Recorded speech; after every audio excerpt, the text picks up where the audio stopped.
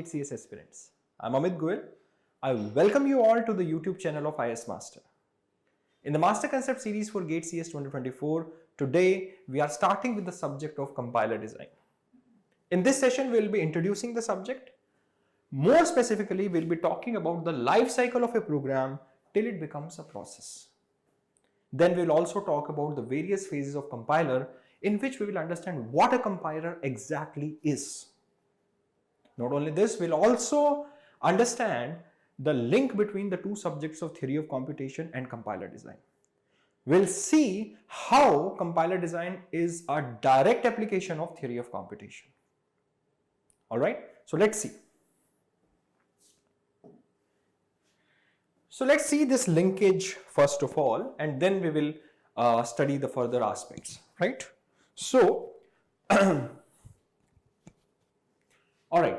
So when we are talking about theory of computation and compiler design, let's see what we do in theory of computation. In theory of computation, we have an automata with us, right? What does an automata do? It takes a string and then it checks. It represents a language, right? It represents a language, it accepts a language, and then at the runtime, I'll give it a string and it will tell that whether that string belongs to the language or not. If the string belongs to the language, it will say yes. If the string does not belong to the language, it will say no. We have seen various kinds of automata also, and we saw that हमने देखा, बहुत अच्छे से देखा ये चीज को कि ऑटोमेटा अगर फाइनल स्टेट पे जाके हॉल्ट कर जाता है तब वो एक्सेप्ट कर लेता है उस स्ट्रिंग को, और अगर ऑटोमेटा नॉन फाइनल स्टेट पे हॉल्ट करता है या वो हॉल्ट ही नहीं करता है तो उस केस में वो उस स्ट्रिंग को एक्सेप्ट नहीं कर रहा है, राइट? सो बेसिकली हम क्या कहना चाह रहे हैं कि एक ऑटोमेटा क्या करता है, एक लैंग्वेज को एक्सेप्ट करता है. अगर मैं उसे एक स्ट्रिंग देता हूं तो वो ये बता देता है मुझे कि वो ऑटोमेटा मुझे बता सकता है कि क्या वो स्ट्रिंग लैंग्वेज से बिलोंग करती है या वो स्ट्रिंग लैंग्वेज से नहीं बिलोंग करती है, राइट? यही पर्पस था ऑटोमेटा को बनाने का, बिकॉज अगर मैं एक लैंग्वेज को, अगर इनफाइनाइट लैंग्वेज को स्टोर करना चाहूं तो मैं स्टोर नहीं कर सकता हूं, राइट? तो मैंने क्या किया, एक बिकॉज उसका रिप्रेजेंटेशन जो है, अगर मैं सारी लैंग्वेज को स्टोर कर रहा हूं, इनफाइनाइट लैंग्वेज है, मैं कैसे स्टोर करूंगा उसे? और अगर किसी तरह से स्टोर भी कर लेता हूं तो फिर उसके ऊपर सर्चिंग कैसे करूंगा? लीनियर सर्च करता हूं तो भी इम्पॉसिबल है, बाइनरी सर्च करता हूं तो भी इम्पॉसिबल है, राइट? तो हमने क्या किया, एक फाइनाइट तरीके से लैंग्वेज को रिप्रेजेंट किया जिसे कि हम ऑटोमेटा कहते हैं, और उस फाइनाइट रिप्रेजेंटेशन पे जब हम गिवन स्ट्रिंग जिसे हम चेक करना चाहते हैं उस पर रन करेंगे तो automata will tell us whether the string belongs to the language और it does not belong to the language. ठीक है, तो अब हम बात करते हैं कंपाइलर डिजाइन की. तो कंपाइलर डिजाइन में क्या हो गया कि अब हमें यह चेक करना है whether the given program belongs to the C programming language और नॉट. इसको और आसान भाषा में अगर हम इसे समझना चाहें तो क्या जो मैंने प्रोग्राम लिखा है वो वैलिड है कि नहीं है, राइट? जैसे कि मान लीजिए कि आपने कोई प्रोग्राम लिखा, सिंटेक्स एरर आ जाता है, आप सेमीकोलन लगाना भूल गए, तो जब हम कंपाइलर पे प्रोग्राम को कंपाइल करते हैं तो हमें एरर आता है कि आपने सेमीकोलन नहीं लिखवाया है, right? A delimiter is missing, alright? या फिर अगर आप एक वेरिएबल को डिक्लेयर करना ही भूल जाते हैं, आप उसे डायरेक्टली यूज करते हैं तो एक एरर आता है कि द डिक्लेरेशन इज मिसिंग. तो हम ये पीछे से कौन बता रहा है ये चीजें? तो बेसिकली हमारे पास में सिंटेक्स एनालाइजर है जो कंपाइलर डिजाइन के अंदर, कंपाइलर का एक पार्ट है जो बता रहा है कि इस तरह के सिंटेक्स एरर आपने कर दिए हैं, ऑलराइट? तो बेसिकली हम क्या कहना चाह रहे हैं कि हमें यह चेक करना है कि जो प्रोग्राम आपने मुझे दिया है क्या वो एक वैलिड प्रोग्राम है कि नहीं. अगर इसको हम दूसरे तरीके से बोलें तो एक प्रोग्राम है क्या? बेसिकली एक program is nothing but a string. और अगर हम यहां लैंग्वेज की बात करें तो लैंग्वेज जो यहां पर हम बात कर रहे थे सिंपल लैंग्वेज की, कोई भी लैंग्वेज की, जनरल लैंग्वेज की, यहां पर वो जो लैंग्वेज क्या बन जाती है, मेरी C programming language. So my language has become my C programming language and now string has become my program. ठीक है, C programming language इनफाइनाइट है कि नहीं है? बिल्कुल है. इनफाइनाइट तरीके से आप प्रोग्राम्स लिख सकते हैं, उसमें से कुछ वैलिड प्रोग्राम्स होंगे, कुछ इनवैलिड प्रोग्राम्स होंगे. जो वैलिड प्रोग्राम्स होंगे that becomes my C programming language. अब मुझे रन टाइम पे ये बताना है कि क्या जो मैंने जो स्ट्रिंग दी है क्या वो एक वैलिड स्ट्रिंग है कि नहीं है, क्या जो मैंने प्रोग्राम दिया है वो एक वैलिड प्रोग्राम है कि नहीं है. तो उसके लिए आपने क्या किया, यहां पे ऑटोमेटा जो हम यूज करेंगे वो हम यूज कर रहे हैं push down automata.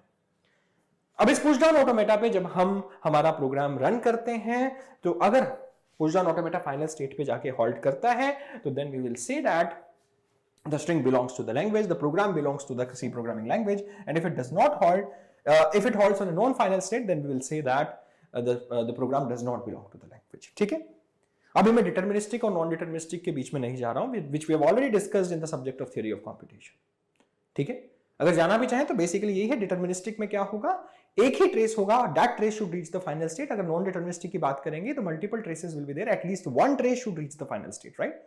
Those who have attended the subject of theory of computation from me should be able to understand this in one go.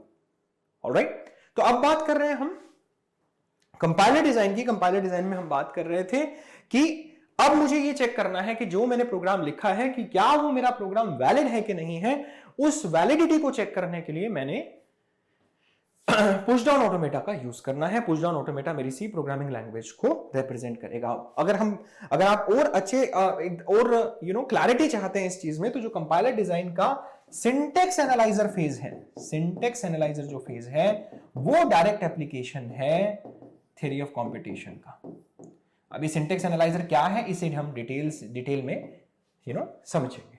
In fact almost 50% of the lectures will be based on syntax analyzer because it is the most important phase of compiler design. In fact, I would say it is the heart of compiler. ठीक है, all right? तो देखते हैं अब इसे हम. अब सबसे पहले हम समझते हैं कि लाइफ साइकिल एक प्रोग्राम की कैसी होगी. ठीक है, तो अभी यहां पे हमने क्या किया, थ्योरी ऑफ कंपटीशन और कंपाइलर डिजाइन में एक लिंक एस्टैब्लिश कर दिया और हमने ये बताया कि compiler design is direct application of theory of competition. All right, अब हम समझते हैं life cycle of a program कि एक प्रोग्राम कैसे प्रोसेस बनता है, क्या क्या स्टेप्स होते हैं. प्रोग्राम क्या है हमारे पास में, हाई लेवल लैंग्वेज है. हाई लेवल लैंग्वेज में प्रोग्राम लिखा जाता है जैसे कि सी है, जावा है. सी में भी हम प्रोग्राम लिख सकते हैं, जावा में भी लिख सकते हैं, C++ में भी लिख सकते हैं. मल्टीपल लैंग्वेजेस आते हैं. ठीक है, अब जो प्रोग्राम मैंने लिखा है वो है हाई लेवल लैंग्वेज में. Machine understands the low level language. अब जब वो जो प्रोग्राम हाई लेवल लैंग्वेज से जब तक लो लेवल प्रोग्राम में लो लेवल लैंग्वेज में कन्वर्ट नहीं हो जाता है, जैसे कि हम बाइनरी कहते हैं, right? Binary is a low level language, right? जैसे कि कंपाइलर डायरेक्ट, जैसे कि our hardware can directly understand.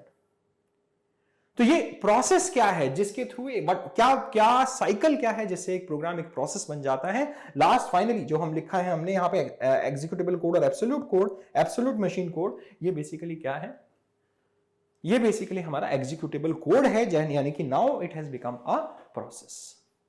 ठीक है, जब ये एग्जीक्यूटेबल कोड रन किया जाएगा then it will become a process. ठीक है, .exe फाइल जो हमें यहां पे मिलेगी. Now after that once you run it will become a process. ठीक है, तो आइए अब हम पहले तो ये समझें कि क्या पूरा साइकिल है उसे अच्छे से समझते हैं और उसके बाद हमारा जो सब्जेक्ट है कंपाइलर डिजाइन का उस पर हम फोकस करेंगे, राइट? तो अगर हम बात करें life cycle of a program, तो सबसे पहले हमारे पास हाई लेवल लैंग्वेज मिलेगा. जो आपने स्टार्टिंग में जो लिखा, जो सी में लिखा कोड या C++ में लिखा, या आप लोगों ने कोड लिखा जावा में, तो जो इनिशियली है वो आपको जो कोड होगा वो हाई लेवल लैंग्वेज के अंदर होगा, राइट? जो आप लिखते हैं that is a high level language. ठीक है, सो वैसे कंपाइलर जो है इन जनरल जो बेसिक्स हैं कंपाइलर के, जो सारे बेसिक्स हैं वो almost all types of programming languages पे अप्लाई होते हैं. बट जब हम बात करें गेट सिलेबस की तो हम ज्यादा से ज्यादा फोकस करेंगे सी प्रोग्रामिंग लैंग्वेज पे, राइट? वैसे ही जो प्रोसेस हम डिस्कस कर रहे हैं is a generic process. It applies to almost all the kinds of languages that we have which are compiled, right? But हम ज्यादा फोकस करेंगे सी पे. ठीक है, जीसीसी कंपाइलर पे.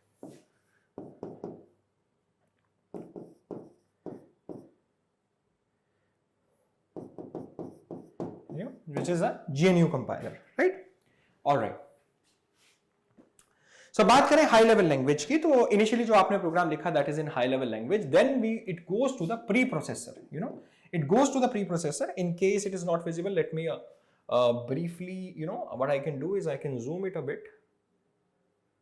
I hope it is visible now, right? So so the program goes to the preprocessor first of all, and preprocessor will convert it into the pure high level language. ठीक है, अब pure high level language क्या है?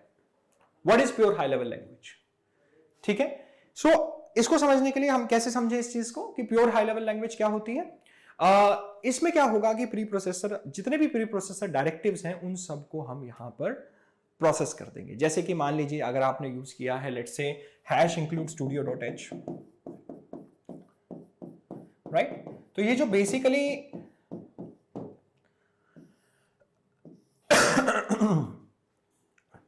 right, hash include studio.h, this is a preprocessor directive which is telling you, the preprocessor will tell you that it has certain, so basically यहां पे कुछ functions ऐसे होंगे, there will be certain functions which are not defined in your code itself, they are belonging to somewhere else, right? तो इस phase में यहां पर लिंकिंग नहीं हो जाएगी, लिंकिंग होगी लिंकर के थ्रू। यहां पे सिर्फ प्रीप्रोसेसर डायरेक्टिव ये इंडिकेशन दे देगा कि ये फंक्शन, कुछ फंक्शंस ऐसे हो सकते हैं जो आपको डायरेक्टली वहां नहीं मिलेंगे। जो भी फंक्शंस आपको डायरेक्टली नहीं मिल रहे हैं, preprocessor directive will will say that these might be present in the file studio.h, whatever what do we say as, जो भी हमारे जितने भी हमने हैश इंक्लूड्स लिखे हैं, जितने भी हमने हेडर फाइल्स लिखे हैं, उनमें से कहीं किसी एक फाइल में आपको वो फंक्शन मिल सकता है, राइट? मतलब क्या करेगा ये सारे के सारे जो हमने हेडर फाइल्स लिखे हैं उसके जो डिक्लेरेशंस हैं उसमें ये चेक कर लेगा कि क्या मेरा फाइल प्रेजेंट है, क्या मेरा फंक्शन प्रेजेंट है कि नहीं है। लेकिन फॉर एग्जांपल studio.h में हमारे पास printf है, राइट, printf है, scanf है, ठीक है, मान लीजिए मेरे कोड में printf और scanf दोनों आते हैं, तो ये चीज चेक कौन करेगा कि printf और scanf क्या studio.h में है कि नहीं है? ये काम है प्रीप्रोसेसर डायरेक्टिव का। लिंकिंग ये नहीं करेगा, ये सिर्फ ये चेक करेगा कि क्या डिक्लेरेशंस, जो studio.h में जितनी डिक्लेरेशंस हैं उन्हीं डिक्लेरेशंस में से आपने फंक्शंस यूज किए हैं कि नहीं किए हैं, राइट? देन प्रीप्रोसेसर डायरेक्टिव का एक और काम क्या है, जैसे कि मैक्रोज अगर मैं यूज करूं, मान लीजिए मैंने मैक्रो यूज किया hash define max let's say 1000, तो जितने भी मैक्रोज हैं उनको उनकी कोरेस्पॉन्डिंग वैल्यूज से रिप्लेस करने का काम भी मेरा प्रीप्रोसेसर ही करेगा। क्या फायदा है मैक्रोज यूज करने का? Why do we use macros? क्यों करते हैं हम यूज? देखो भाई सिंपल सी बात है, अगर मैं क्या कर सकता था, मैं ऐसे भी कर सकता था, const integer max is equals to 1000, ये भी तो कांस्टेंट है, ये भी कांस्टेंट है, क्या फर्क है दोनों में? यहां पे क्या है, अगर हम प्रीप्रोसेसर क्या करेगा, जहां जहां आपके कोड में मैक्स आएगा उसे 1000 से रिप्लेस कर देगा, पहले ही कंपाइलर तक जाने ही नहीं देगा उस चीज को। और यहां पर क्या है, जब मैंने एक कांस्टेंट वेरिएबल डिफाइन किया है, एक कांस्टेंट डिफाइन किया है, उसके अंदर क्या है, बार बार जहां जहां मैक्स आएगा during the compilation you will have to go there to the max value and pick up the value there, to the max location and pick up the value there. तो इससे जो है हमारा टाइम वेस्ट होगा, राइट? बार बार आपको मेमोरी एक्सेस करना पड़ेगा, यहां पे मेमोरी एक्सेस की कोई जरूरत नहीं है, आपने डायरेक्ट उसको मैक्स को 1000 से रिप्लेस कर दिया, ठीक है? तो ये मैं थोड़ा सा डिटेल में चला गया, लेकिन इन जनरल आपको क्या पता होना चाहिए कि जो प्री प्रोसेसर है आपकी बेसिक जितने भी आपके प्री प्रोसेसर डायरेक्टिव्स हैं उनकी प्रोसेसिंग कर देगा, और उसके बाद जो हमें कोड मिलेगा that code is known as the pure high level language code, उसे हम बोलते हैं pure high level language code, right? Now this code is taken by the compiler and it converts it into the assembly language. तो starting में मैंने बोला था हम समझेंगे कंपाइलर एग्जैक्टली करता क्या है। Exact definition is it converts the pure high level language into the assembly language, ठीक है? अब इसके अंदर कंपाइलर के अंदर भी 6 फेजेस हैं जिसकी डिटेल्स हम आगे इसी ही लेक्चर में समझेंगे, ठीक है? 6 फेजेस हम डिटेल में समझेंगे कंपाइलर के कौन कौन से हैं, लेकिन अभी हमें यह समझना है कि compiler will convert this code into a assembly language code. अब एक बार मेरे पास असेंबली लैंग्वेज कोड आ गया तो अब मुझे क्या करना है, it will go to the assembler. Assembly language code आप समझते हैं, उसमें क्या होता है, जनरली हमारे पास में एक ऑपरेटर रहेगा, उसके बाद क्या रहेगा, ऑपरेंड 1 और ऑपरेंड 2। ऑपरेटर और ऑपरेंड 1 एंड 2 ये दो चीजें हमारे पास रहती हैं, all right? Now once I have the assembler, अब असेंबली लैंग्वेज कोड को कौन रीड करेगा, असेंबलर, और असेंबलर उसे कन्वर्ट कर देगा किसके अंदर, machine code, relocatable machine code. Let me move it a bit up, just a second.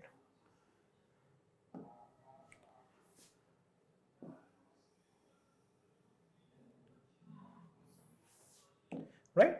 तो अब क्या हो गया, मैंने असेंबली लैंग्वेज कोड को किसको दिया, असेंबलर को, और असेंबलर क्या करेगा, इसे कन्वर्ट कर देगा मशीन कोड में जो कि रिलोकेटेबल कोड है, ठीक है। It will convert into the machine code which is a relocatable code. Now this code is in binary, ठीक है। सो रिलोकेटेबल कोड से क्या मतलब है कि बेसिकली इसमें एक बेस एड्रेस होगा और ऑफसेट होगा।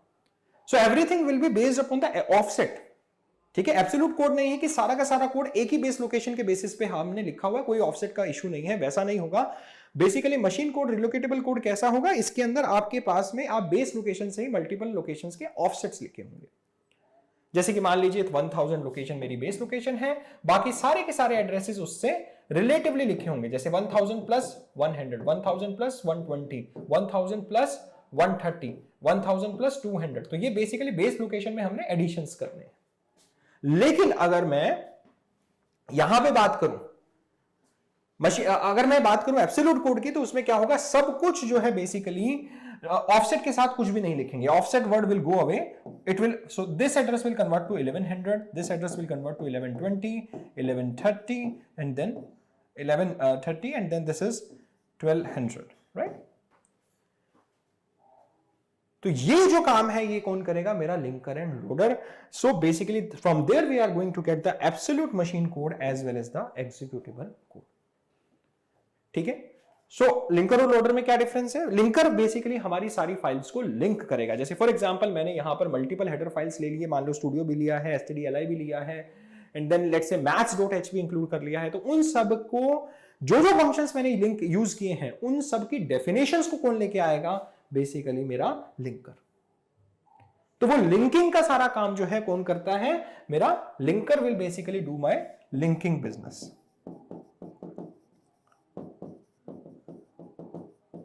ठीक है। जो भी आपने फंक्शंस यूज किए हैं, जो भी आपने हेडर फाइल्स यूज की हैं, उन सब की डेफिनेशंस ये पिकअप करके ले आएगा। Loader will actually load the program. So loader का काम बेसिकली है लोडिंग का। So once you load the program it becomes an executable code जिसको आप डायरेक्टली रन कर सकते हैं। You will get the absolute machine code which is there, ठीक है। तो ये जो है बेसिकली मेरा ओवरऑल प्रोसेस है, राइट, एक प्रोग्राम के प्रोसेस बनने की जर्नी, ठीक है। कैसे वो एक पूरी लाइफ साइकिल हमने पूरी उसकी डिस्कस करी। जैसे ही आपने सी लेवल का कोड लिख दिया तो आपको फाइनली जब वो एग्जीक्यूट होता है तब तक की पूरी जर्नी क्या है वो हमने इस स्लाइड पे डिस्कस किया। ऑलराइट, सिंपल है। तो बेसिकली एक आइडिया देना था आपको इस पूरे प्रोसेस के बारे में कि क्या है ये पूरा process. This we have understood in this in this particular slide, ठीक है। अब हम क्या करेंगे, जो हमारा सब्जेक्ट है, the subject is compiler design. अब उसके अंदर वेरियस फेजेस, क्या क्या फेजेस हैं, जो 6 फेजेस हैं कंपाइलर के, वो अब हम डिस्कस करेंगे कि क्या क्या फेजेस हैं। तो अभी तक हमने क्या देखा, हमने देखा कि थ्योरी ऑफ कंपटीशन और कंपाइलर डिजाइन में डायरेक्टली क्या रिलेशन है, एंड देन वी सॉ कि हमारी लाइफ साइकिल क्या है एक पूरे प्रोग्राम की, कैसे वो प्रोसेस बनता है, उसके बीच में क्या क्या फेजेस आते, क्या क्या क्या क्या कंपोनेंट्स इन्वॉल्व हैं, जैसे preprocessor, compiler, assembler as well as linker and loader. ये सारे उसे कैसे हेल्प करते हैं एक प्रोसेस बनाने में, एक प्रोग्राम को। This is what we have seen and now we will see what are the various phases of compiler. Alright, so let's see, ठीक है। So just let me unzoom it a bit.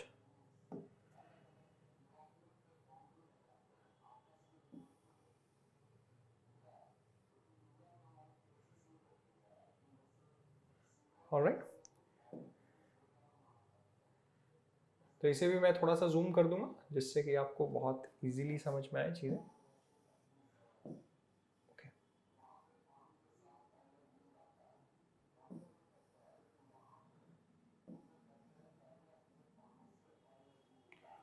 Alright.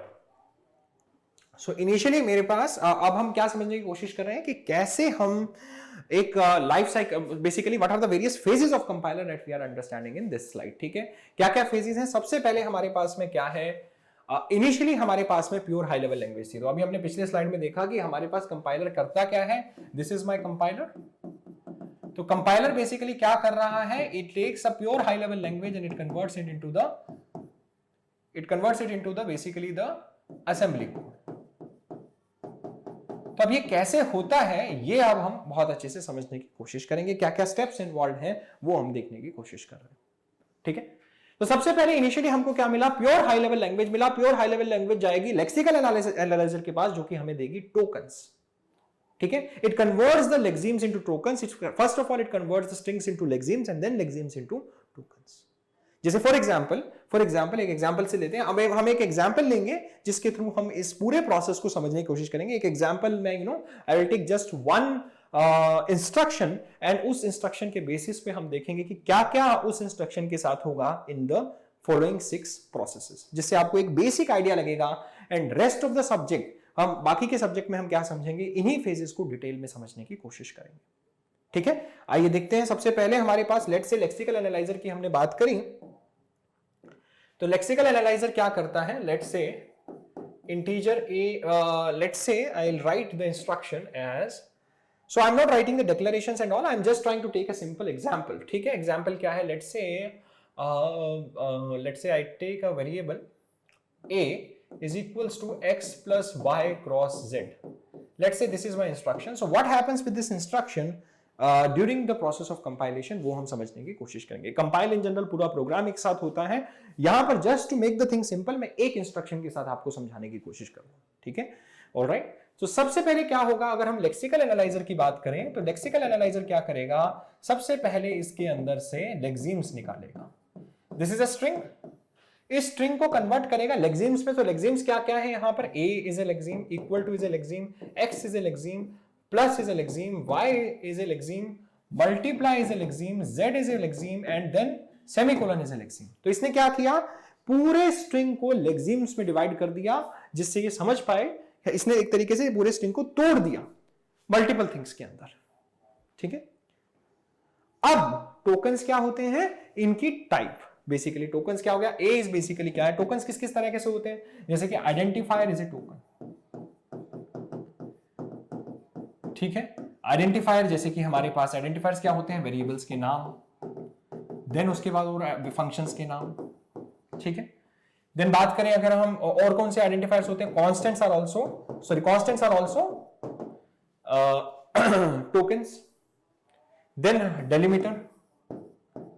Delimiters are also tokens. Then हमारे पास में और क्या आता है, delimiters के अलावा और क्या आता है, then you can say operators are also tokens.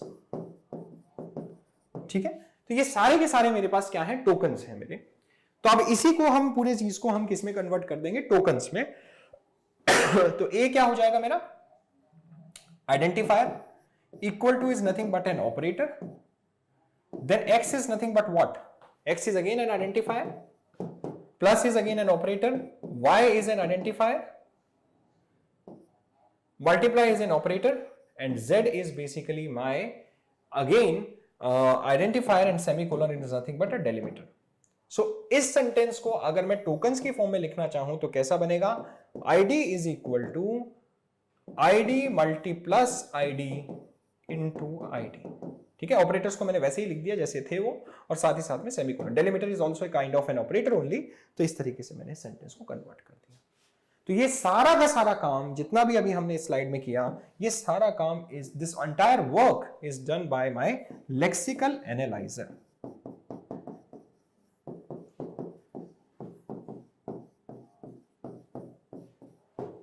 ठीक है, सिंपल है। ठीक है, तो लेक्सिकल एनालाइजर ने हमें क्या दिए, टोकन्स। और अब हम इन टोकन्स से क्या करेंगे, हमें ये चेक करना है कि क्या मेरा सेंटेंस वैलिड है कि नहीं है। That there comes the role of syntax analyser. जैसे कि let me go back and show you what is where we are in the process of compiler, in the compiler in the phases of compiler we have done the lexical analysis and what we have got is the tokens। ठीक है, तो हमारे पास tokens है, इन tokens को अब हम syntax analysis phase पे भेजेंगे, जिससे हमें मिलेगा पार्स ट्री। और ये पार्स ट्री अगर हम बना पा रहे हैं तो मेरा प्रोग्राम जो है बिल्कुल वैलिड प्रोग्राम है सिंटैक्टिकली। सिंटैक्टिकली का मतलब उसका सिंटैक्स सही है। ठीक है, इस प्रोसेस को हम पार्सिंग भी कहते हैं। अब ये प्रोसेस क्या है, इसको हम समझते हैं इसी एग्जांपल पे जो मैंने लिया। अब मेरे पास क्या था, id is equals to id plus id cross id। ठीक है, अब बेसिकली सिंटेक्स एनालाइजर क्या करेगा, ये देखेगा कि क्या ये वैलिड स्ट्रिंग है। अगर हम इंग्लिश लैंग्वेज के थ्रू इसे समझना चाहें, मैंने आपको बताया था कि जो जनरल लैंग्वेजेस हैं उसकी जो टर्मिनोलॉजी है वो डायरेक्टली यूज हो रही है थ्योरी ऑफ कॉम्पिटिशन में। तो अगर इंग्लिश लैंग्वेज के सिंटेक्स की बात करेंगे, उसका सिंटेक्स सही है कि नहीं है, जैसे फॉर एग्जांपल मैं सेंटेंस लिखता हूं यहां पर, ही प्लेज क्रिकेट, ये सेंटेंस सिंटैक्टिकली बिल्कुल सही है। बट अगर इसका सिंटेक्स में खराब करना चाहूं तो क्या कर सकता हूं, ही प्ले क्रिकेट, ये सेंटेंस मेरा गलत हो गया। क्यों? क्योंकि प्ले नहीं आएगा, यहां पर प्लेज आना चाहिए। क्यों आना चाहिए? क्योंकि अगर मेरा सब्जेक्ट सिंगुलर है तो वर्ब भी मेरी जो है सिंगुलर होनी चाहिए, ही के साथ प्लेज आएगा। यहां पे सब्जेक्ट सिंगुलर है और वर्ब मेरी प्लूरल आ गई, इसलिए प्रॉब्लम। अब ये वाली चीज बताई किसने? ये वाली चीज बताई हमें ग्रामर ने। तो बेसिकली अगर हमें ये चेक करना है मेरे सेंटेंस का, मेरा सेंटेंस सिंटैक्टिकली करेक्ट है कि नहीं है, तो what I will need, syntactically correct है कि नहीं है, I will need a grammar. मैं ग्रामर्स के रूल्स के कोरस्पॉन्डिंग इस चीज को कंपेयर करूंगा and then I will get to know. Grammar ही तो थी जिसने मुझे बताया कि ही के साथ प्लेज आना चाहिए। तो इसी तरह से अभी हम सी प्रोग्रामिंग लैंग्वेज की ग्रामर लिखेंगे और उस ग्रामर के रूल्स के अगेंस्ट हम चेक करेंगे कि क्या मेरा सेंटेंस सिंटैक्टिकली करेक्ट है या नहीं है। सिंपल बात है, ठीक है। अब देखते हैं, जैसे कि और एक मैं एग्जांपल देता हूं, you know, so let's say he plays cricket and let's say cricket play he, ठीक है। ये सेंटेंस भी सिंटैक्टिकली गलत है। क्यों गलत है? क्योंकि इंग्लिश लैंग्वेज की ग्रामर ये बोलती है कि अगर आप सेंटेंस एक्टिव वॉइस में लिख रहे हैं तो आपको क्या लिखना है, पहले सब्जेक्ट, फिर वर्ब और फिर ऑब्जेक्ट। यहां पे उल्टा हो गया, यहां सब्जेक्ट है, फिर ऑब्जेक्ट है, फिर वर्ब है, और फिर उसके बाद हमने क्या लिख दिया, finally subject. But active voice, passive voice में ऐसा लिख सकते हैं, लेकिन पैसिव वॉइस अगर आपने यूज करना है तो यहां पे बाय भी आना चाहिए, और जो सब्जेक्ट है वो पैसिव वॉइस की फॉर्म में आएगा। जैसे कि क्या करेक्ट सेंटेंस बनेगा यहां पे, cricket is played by him, right. ये सेंटेंस मेरा क्या बन गया, सिंटैक्टिकली करेक्ट सेंटेंस है। अगेन मुझे किसने गाइड किया, मेरी ग्रामर ने, राइट। तो इसीलिए अगर मुझे ये सेंटेंस चेक करना है, this is a sentence also, right, ये सेंटेंस अगर मुझे चेक करना है तो मुझे ये चेक करना होगा कि क्या मेरा सेंटेंस ग्रामर के रूल्स को फॉलो कर रहा है कि नहीं कर रहा है। तो मुझे पहले ग्रामर देनी पड़ेगी और उसके कोरस्पॉन्डिंग में बता सकता हूं कि क्या ये सेंटेंस एक वैलिड सेंटेंस है कि नहीं है, ठीक है। इसी तरह से पूरा प्रोग्राम भी चेक किया जाएगा। हम एक सिंपल एग्जांपल से समझने की कोशिश कर रहे हैं। जैसे कि मान लीजिए यहां पर मेरी ग्रामर क्या होगी, let say let me write down a grammar through which we will check whether it is correct और नॉट। लेट से, हाँ, ग्रामर क्या है, बेसिकली हमने एक basic idea theory of computation में डिस्कस किया है, आप वहां से रेफर कर सकते हैं। बाकी जब हम सिंटेक्स एनालिसिस फेज दोबारा से जब हम डिटेल में समझने की कोशिश करेंगे तब भी मैं एक लेक्चर ग्रामर को डिटेल में डिस्कस करूंगा। अभी इस सेशन में I am just giving an introduction, तो मैं ग्रामर को डिटेल में नहीं कर रहा हूं। If you want to get into the details of grammars, you can look at the theory of computation lecture on grammars. Otherwise, just wait for some time. We'll discuss the subject, the topic of syntax analysis. When we discuss the topic of syntax analysis, तब हम starting में हम एक lecture grammar पे रखेंगे, ठीक है। तो अभी हम देखते हैं S goes to, let's say इसके लिए मैं वो लिखना चाहता हूं grammar, S goes to ID equals to E. Let's say E is going to E plus T, E is going to E plus T, and let's say T is going to T cross F, F is going to ID। मान लीजिए ये मेरे को दिया गया है। अब मुझे देखना है कि क्या इन ग्रामर्स के रूल से मैं ये सेंटेंस प्रोड्यूस कर सकता हूं कि नहीं। This is what we are trying to जज, ठीक है। ये समझने की कोशिश कर रहे हैं, ठीक है। तो so let me go to the next slide. तो मेरे पास सिचुएशन क्या है, ID is equals to ID plus ID cross ID, and my grammar is S is equals to E S is going to ID equals to E, and E is going to E plus T, T is going to T cross F, and F is going to ID. Oh, just a second, let me know this. Alright, E plus T cross F and F goes to ID। अब हमें देखना है इन grammar के rules के through हम ये produce कर सकते हैं कि नहीं। ठीक है, let's see. So I initially start with, again कैसे करते हैं ये, पार्स ट्री बना के। हम पार्स ट्री से देखेंगे क्या हम ये प्रोड्यूस कर सकते हैं कि नहीं। पार्स ट्री की यील्ड अगर इसके बराबर आई तो हम चेक कर, हम बोल पाएंगे कि yes this is a valid, syntactically valid sentence. ठीक है, अब यील्ड क्या होती है, यू नो, पार्स ट्री क्या होता है, ये हमने सारा कुछ थ्योरी ऑफ कंपटीशन में डिस्कस किया है। बट अदरवाइज अगर आपको नहीं भी पता है तो just wait for the lecture on syntax analysis, the first lecture on syntax analysis. ठीक है, अभी मैं डायरेक्टली पार्स ट्री बनाऊंगा। S goes to ID equals to E। ठीक है, अब मेरे को E goes to अब मेरे को क्या प्रोड्यूस करना है, एक प्लस और एक मल्टीप्लाई। तो what I can write is E goes to E plus T। Now this T can go to T cross F। Now this F can, that's it, I have got an equality, a plus and versus multiply, this is what was needed। Plus is there, multiply is there, equality is there। Now what I have to do, I have to produce IDs now। One ID is already there, how can I convert E to ID? So E can go to, my E can go to T and T can go to F and F can go to ID। Similarly T can go to F and F can go to ID। Similarly F can go to ID। This is what it needs to be done। Now you see the yield of this parse tree, the yield of this parse tree is, you know, when you go from top to bottom, left to right, you know, and you have to scan all the leaves, that is basically your leaf। So you start from here, this is a leaf ID,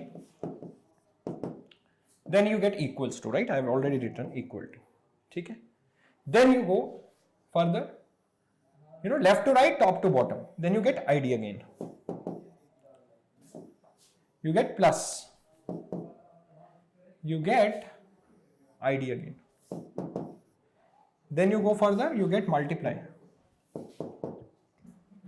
then you get ID again।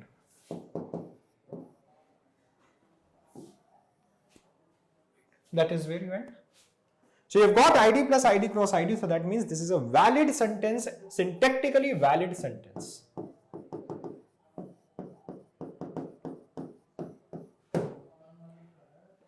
Alright, तो syntax analyser हमें एक parse tree देगा जिसके through हम जज कर पाएंगे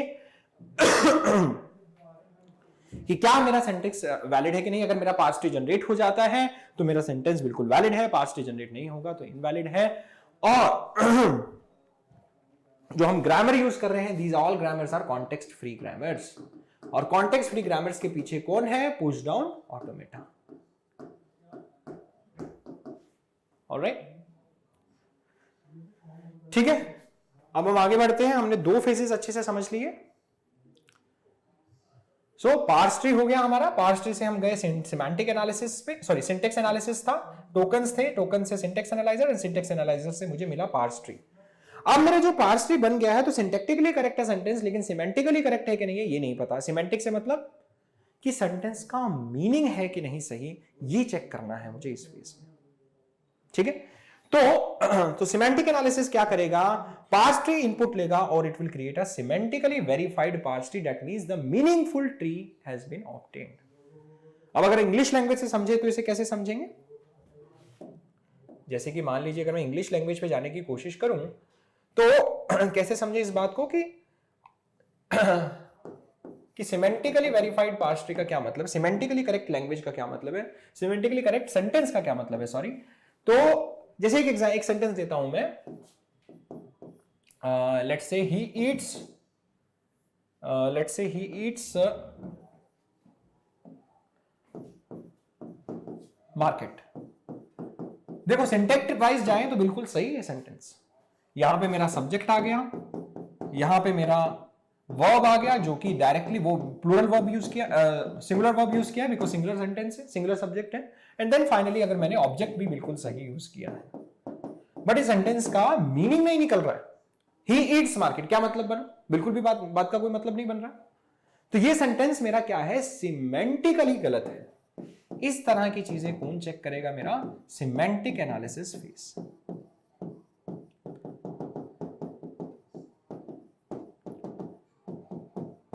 जैसे कुछ एग्जांपल अगर हम कंपाइलर के रिस्पेक्ट में ले, सी प्रोग्रामिंग लैंग्वेज के रिस्पेक्ट में ले, तो जैसे ये चेक करना कि डिक्लेरेशंस है कि नहीं हर सेंटेंस की, हर वेरिएबल की, पहले डिक्लेरेशंस आर देयर और नॉट। और जैसे कि हम क्या चेक करेंगे यहां पर, डिक्लेरेशंस सही है कि नहीं है। टाइप चेकिंग भी हम यहां कर सकते हैं। तो ये सारी चीजें हमारी कहां चेक होंगी, सिमेंटिक एनालिसिस में। और भी बहुत सारी चीजें हैं, just to give you an idea I have told just 2 things हैं। तो ये मतलब से रिलेटेड चीजें होंगी, डिक्लेरेशन है कि नहीं है प्रॉपर, देन उसके बाद टाइप चेकिंग है कि नहीं है proper, that is basically is done in the semantic analysis phase. ठीक है, जैसे कि अगर मैं मान लो यहां पर टाइप चेकिंग करना चाहूं तो क्या होना चाहिए बेसिकली, अगर मेरा ये आईडी, मान लीजिए ये वाला आईडी मेरा, let's say, let me take a different colour, let's say this one, let's से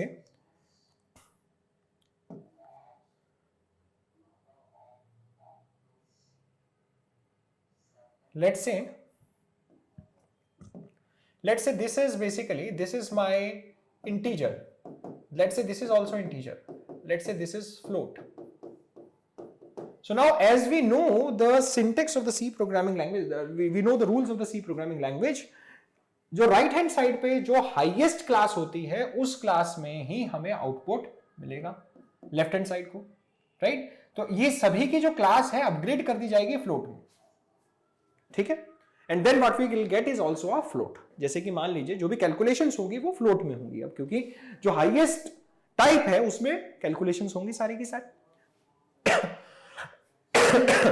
तो टाइप चेकिंग कैसे होगी, ये मेरा इंटीजर है, ये मेरा फ्लोट है, this will be integer, this will be integer, this will also be integer, sorry this will be float.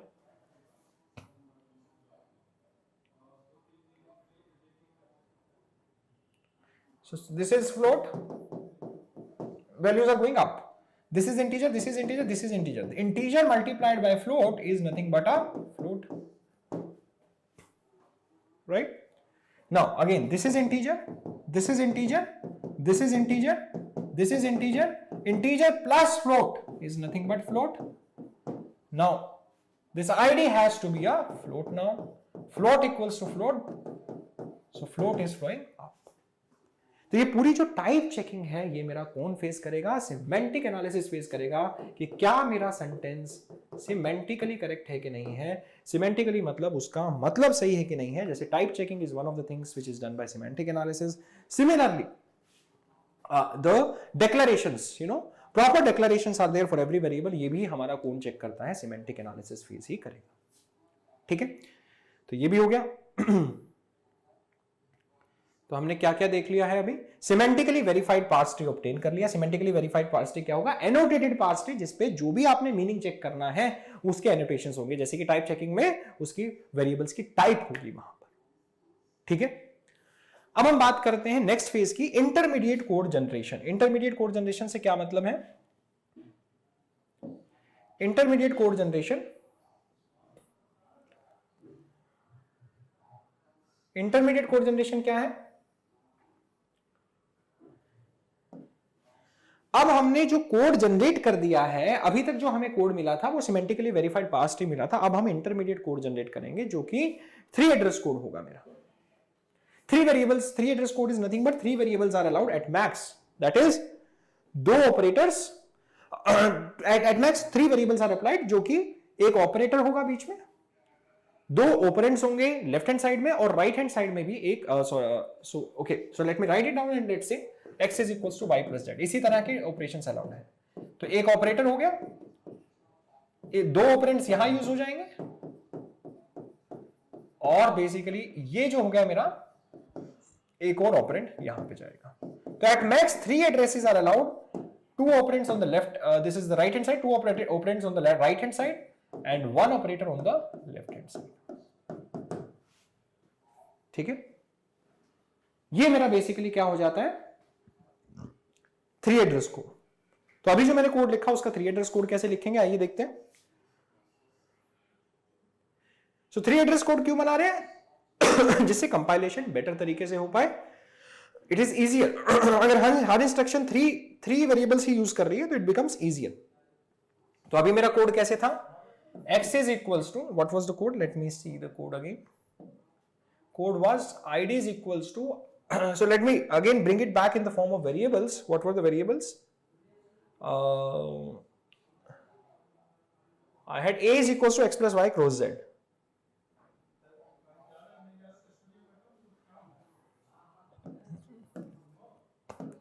So a is equals to x plus y cross z. अगर मान लीजिए ये दिया हुआ है हमें, तो इसको हमें कन्वर्ट करना है कैसे, 3 एड्रेस कोड में. तो 3 एड्रेस कोड कैसे लिखेंगे, this a.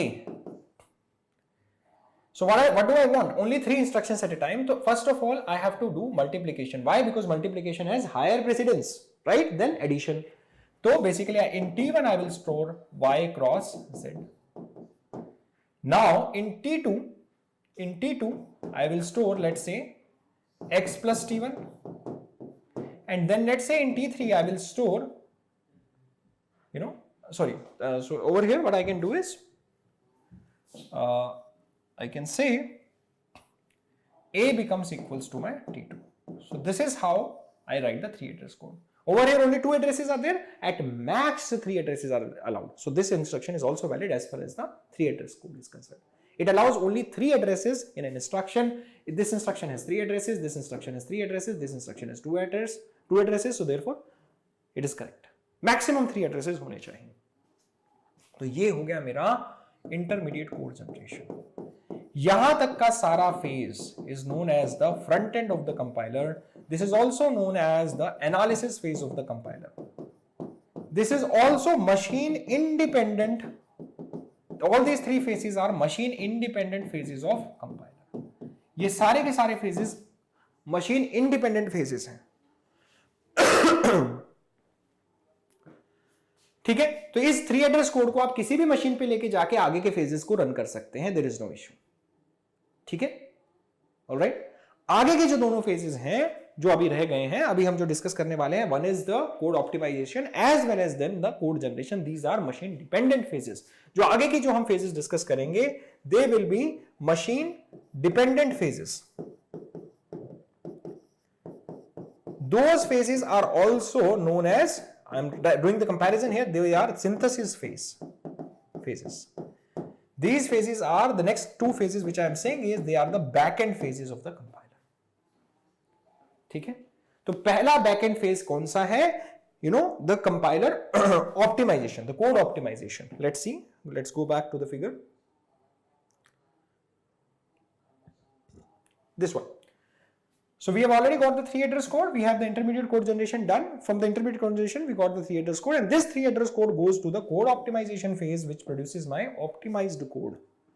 ठीक है, बहुत सारे optimizations हैं जो कि है, जैसे for example loop optimizations are there, loop unrolling is there, loop jamming is there, loop fusion is there, right? Then peephole optimizations are there, then machine dependent and machine independent optimizations, multiple kinds of constant propagation is there, algebraic simplification is there, right? Multiple types of optimizations are possible, right? तो वो सारी optimizations कौन-कौन सी हैं वो हम discuss करेंगे. अगर हम इस सिंपल एग्जांपल पे अगर हम देखना चाहें कि किस तरह की optimizations करी जा सकती हैं, इस एग्जांपल पे देखते हैं. तो एक छोटा सा आइडिया लगे हमें, बाकी डिटेल में हम जब हम इस फेज पे जाएंगे तो हम इसे समझेंगे. जैसे कि ये फेज की बात करें, तो अब इसमें अगर मैं सिंप्लीफाई करना चाहता हूं कोड को, तो क्यों ना मैं ऐसा नहीं कर सकता. जैसे for example first instruction is correct, T1 is equals to y cross z. Next instruction में can't I write directly a is equals to x plus T1. ठीक है, this way I have saved one instruction, so this is an optimised code. ठीक है, this is just an example of one kind of optimisation in which I have reduced the number of instructions. But there are multiple other types of optimizations which are either machine dependent or machine independent, that we will discuss as we proceed ahead in the course when we directly go to the lecture of code optimization, right? In fact, that will be the last lecture of the course. Okay, so this is basically this is my optimized code. Now once I have this optimized code, what I will get finally is the code generation phase. This is my code generation, target code generation phase, which will actually produce my assembly code, right? Which will go to the assembler, which we have seen in the life cycle of a process of a program. ठीक है, तो अब इस case में क्या हो रहा है?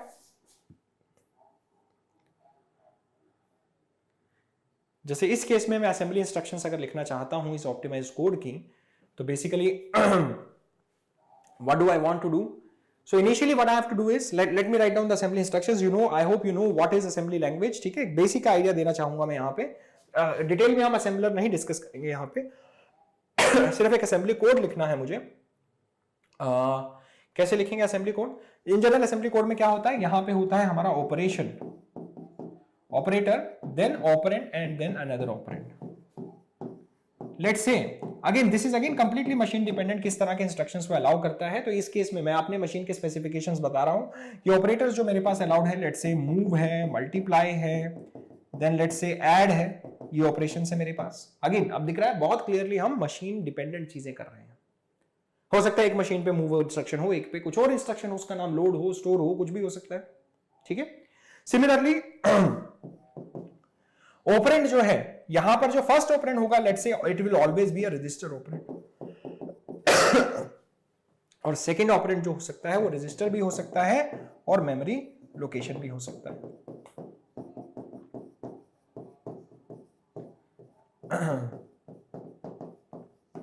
ठीक है. अब इसको कैसे बनाएंगे?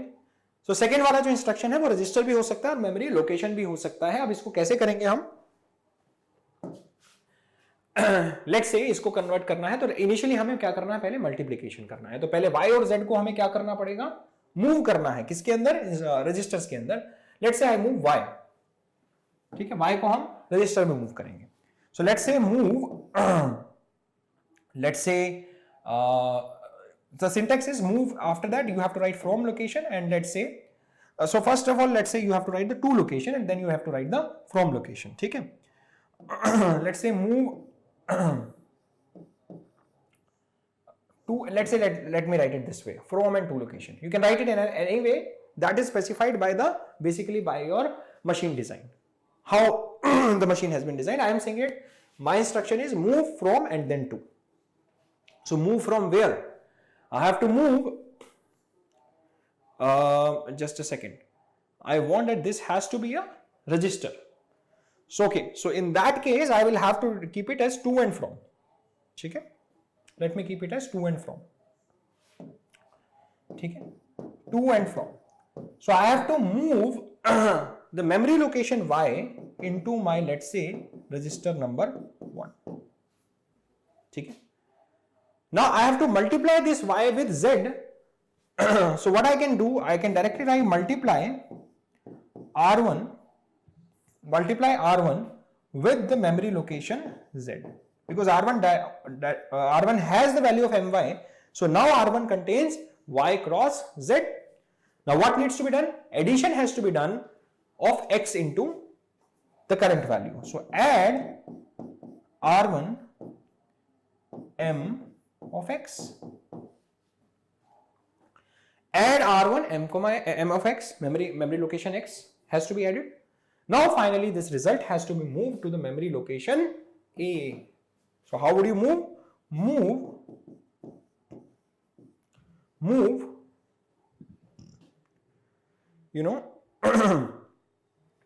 so you want to move the contents of you want to move from the register R1 the contents to memory location, let's say A. ठीक है.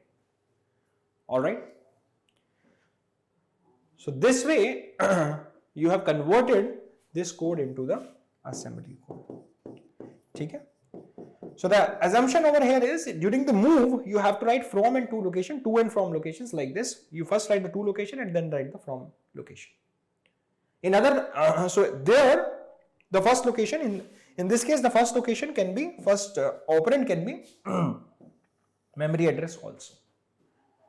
Otherwise for multiplication and addition the first operand always have to be register. So this is correct for this one. For move you can use it either way, there is no issue, to and from. You first have to write the to location and then you have to write the from location. Again, why it is like that? I have given my machine like this. Some other compiler some other assembler can be giving in its own interpretation of instructions in its own way. There is no issue. ठीक है, मैंने ये assume किया है, इस तरह से लिख दिया है. मेरे जो असेंबलर मेरे दिमाग में उस हिसाब से, लेकिन अगर आप चाहें तो एक अलग असेंबलर भी बना सकते हैं जो अपने तरीके से इंस्ट्रक्शंस देगा, तो उसी तरीके से आपके फिर इंस्ट्रक्शंस बन जाएंगे। ठीक है, तो again this is completely machine dependent. ठीक है, so finally you have generated your assembly code. All right, so let's go back.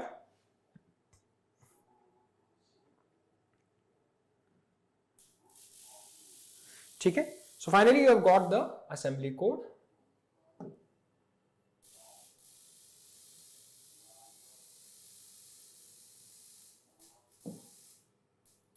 All right, so this is what we are going to study in this subject as a whole. What we will do is we will discuss every step one by one. ठीक है, parallelly we have also have symbol table manager also as well as error handler also, which helps all the phases of the compiler. So symbol table manager will keep the value of all the symbols, it will keep the track of all the symbols that are there in the program. Right, and error handler will basically issue the error messages in whichever phase the errors are coming. ठीक है, जिस भी phase में error आएगी तो error handler will come into the picture, और symbol table manager जो है सारे सिंबल्स को मैनेज करता है। It is they both are helping all the phases of the compiler. ठीक है, ठीक है, so this is basically how the compiler looks like. अगर आप वेटेज की बात करेंगे गेट एग्जाम में, in general syntax analysis as I said is the heart of the compiler, और जिससे आपको हर साल 1 to 2 क्वेश्चंस मिलेंगे, and we will spend our maximum time in this phase, almost 50% time. बाकी introduction of the subject and lexical analysis इस part से, plus symbol table plus error handler, ये सब इंट्रोडक्शन पार्ट में ही रहेगा। इससे आपको 1 to 1 questions, minimum 1 and maximum 1 questions you will gate. बाकी जितने भी फेजेस हैं वहां से आपको 1 to 1 क्वेश्चंस मिलेंगे maximum, minimum 1 maximum 1, so total you will gate 3 to 4 questions on compiler in almost all the papers. ठीक है, रफली ये वेटेज है, और हम भी इसी तरीके से चलेंगे। ऑलमोस्ट 50% टाइम यहां लगाएंगे, 25% टाइम यहां लगाएंगे, अनदर 25% विल स्पेंड हियर। ठीक है, ऑलमोस्ट। ठीक है, ठीक है, तो अभी हम, so this all about the phases, the various phases of compiler. ठीक है, सो let me show you the lecture plan of the subject also, and then we will wind up with this session. We have seen the introduction in this session, and we have seen the life cycle of the program. Also we saw the, the phases, and we also saw the relation between TOC and CD in this session. Okay, all this we have seen. Now next session will be on lexical analysis. We will be understanding what are the, what are the various tokens that we have. how do we count the number of tokens, that we will understand. Parallelly, we'll also understand, symbol table manager also in this session. We'll also study about error handler also a bit in this session. Okay? Then we'll start with the syntax analysis, which is the most important phase. We'll introduce the grammars, as I said. We'll take a separate session on grammars. Then we'll understand the basics. Then we'll do the classification of the various parsers that we have. Okay? Then we'll start with the parsers one by one. We'll start with LL1 parser. For that, we need to understand first and follow. Then we'll start with the LL1 parsing table, and then its parsing. ठीक है, every parser will have a parsing table and its own parsing algorithm. We'll discuss it one by one. What is a parser? How does it work? We'll see. ठीक है, then operator precedence parser will spend one lecture. Then LR0 parsing table we'll understand in one session. Then its parsing we'll understand in the another session. Then SLR1 parsing table, CLR1 parsing table, LLR1 parsing table, and then finally identifying the type of the grammar based upon the different kinds of parsers that we have seen. We will see in the 15th session. ठीक है, once all this is done, then we'll come to the semantic analysis phase, wherein we'll discuss the semantic actions as well as S and L attributed SDTs in detail. Then we'll come to the intermediate code generation, which is ICG, the short form. We'll see the representation of ICG and how do we do the backpatching. And then finally code optimization. We'll spend one lecture wherein we'll study machine independent and machine dependent optimizations. All right? Right? So that's all about this session, guys.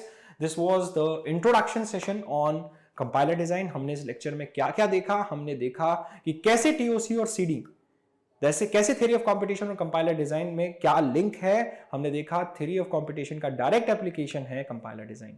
Then हमने various phases of compiler को देखा, उससे पहले हमने समझा life cycle of a program क्या है।